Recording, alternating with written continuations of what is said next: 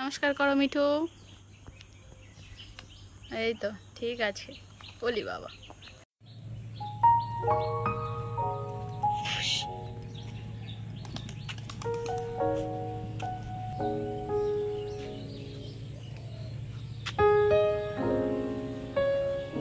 Everyone, good morning, welcome back to my channel RS family ব্লগে তোমাদের সবাইকে স্বাগত জানাই নতুন একটি সকালে নতুন একটি ব্লগের সাথে। তো রেডি হয়ে আমি যাচ্ছি শিলিগুড়িতে। তো ওখানটায় আছে হচ্ছে মানে ইউনিভার্সিটিতে কাজ আছে, তো তার জন্যই যাবো। তো চলো বন্ধুরা, ব্লগটা দেখতে থাকো। আমাদের হচ্ছে ট্রেন ছিল হচ্ছে শিলিগুড়ি ইন্টারসিটি, ওই ডালখোলা থেকে 7:30টার সময় বেরোতে হবে। তো তার জন্য আমরা প্রায় 6টা 6:30টার মধ্যে রেডি হয়ে গেছিলাম বাড়ির থেকে বেরোতে। তো আমার মা এসেছিলো যে আমরা চলে যাব, মানে চলে আসবো শিলিগুড়িতে, তো তার জন্য। তো দেখো আমরা স্টেশনে পৌঁছে গেছি, 7টা বাজতে বাজতে আমরা স্টেশনে চলে আসি।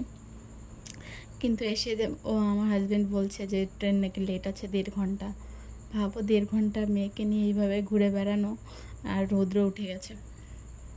যেখানে 7:30 ঠিকানায় ট্রেন আসবে ধরো 9টার সময়, তো 1.5 ঘন্টা এখানেই দাঁড়িয়ে থাকতে হবে।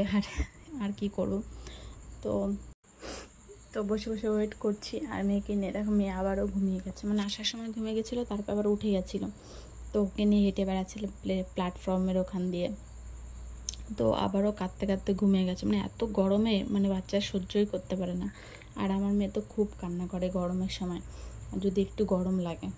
তো ফাইনালি আমাদের ট্রেনটা ঢুকলো, তো 9টা 5-এ ঢুকেছে।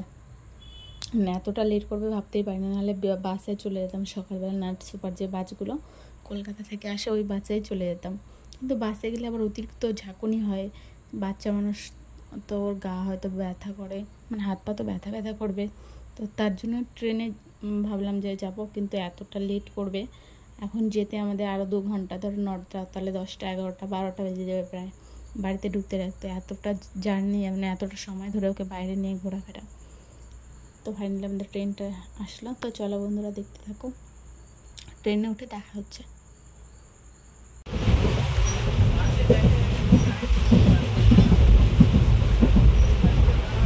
দেখো দেখো কোথায় আসছো,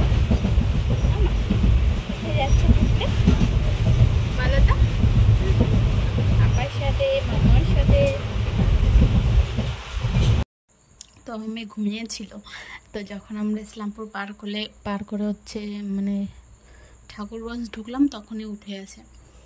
আর উঠে দেখো হাসছে খেলছে, এত লোক দেখছে মানে তাকিয়ে তাকিয়ে। তো আমরা ট্রেন থেকে এখন আছে হচ্ছে নকশালবাড়ির কাছাকাছি হয়তো কোথাও। তো মানে এই চা পাতার বাগানগুলো দেখে বুঝতে পারছি যে নকশালবাড়ি চলে আসি, মানে এতটা চেনা হয়ে গেছে, মানে এতবার যাওয়া আসা করি না ওই জন্য।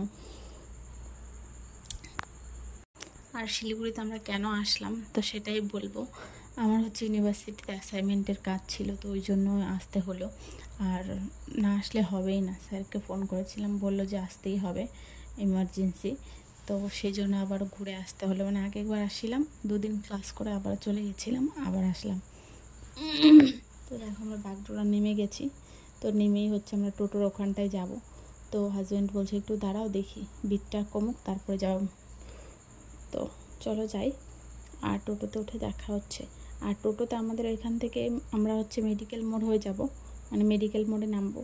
তো অনেক টোটো বলে যেতে চায় না, বলে কি না এইটুকু যাবো না।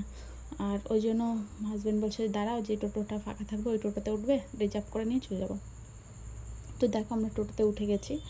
আর ওরা বলছিল যে বাজার কলকাতার সামনেই নামিয়ে দেবে, ওই জন্য এই টোটোটায় উঠলাম, নাহলে না হেঁটে হেঁটে এইটুকু আসতে হতো, তারপরে আবার এখান থেকে মানে টোটো অটোগুলো আছে ওগুলো ধরতে হতো। তো দেখো আমাদের মানে এখান থেকে পুরো পাহাড়টা এতটা সুন্দর বোঝা যায়, তো তোমাদেরকে দেখাবো। তো দেখো কতটা বোঝা যায়, মানে আজকে তো মানে ওয়েদারটা একটু খারাপ আছে, মানে রৌদ্র আছে, আর ওদিকে হয়তো মেঘলা আকাশ পাহাড়ে, তো তার জন্য বোঝা যাচ্ছে না পাহাড়টা। আর প্লেন যাচ্ছে দেখতে পাচ্ছ ওই যে, মানে আমাদের এখানে বাগডোগরাতে, মানে বাগডোগরা একদম মনে হয় চোখের সামনে দিয়ে উড়ে গেল। আর এখানে হচ্ছে প্যান্ডেল হচ্ছে কেদারনাথ মন্দির, মানে দুর্গা। আমরা বাড়িতে এসে মানে রান্না বান্না করে খাওয়া দাওয়া করে ফ্রেশ হয়ে তারপরে দেখো মিঠুর সঙ্গে দেখা হয়ে গেল। মানে আমি এতদিন পরে আসি, তাও ভাবতে পারি না যে মানে উড়ে যাবে আমাকে দেখে। তো দেখো মিঠু, মিঠু আছো, কোচে ভালো আছো মিঠু, তুমি ভালো আছো? অলি বাবা, আসো আসো আসো আসো মিঠু, আসো আসো, আসবা আসবা আমার কাছে মিঠু, আসো আসো আসো আসো। রাতে রান্না বান্না হয়েছিল হচ্ছে, এখানে আছে মাংস, হাঁসের মাংস রান্না করেছিলাম, আর সবজি বলতে পটল ভাজি, আর হচ্ছে কলা দিয়ে আলু দিয়ে ঝোল করেছিলাম, সঙ্গে মাছ ছিল। চলো বন্ধুরা, টাটা আজকের মতো, দেখা হচ্ছে নেক্সট ব্লগে।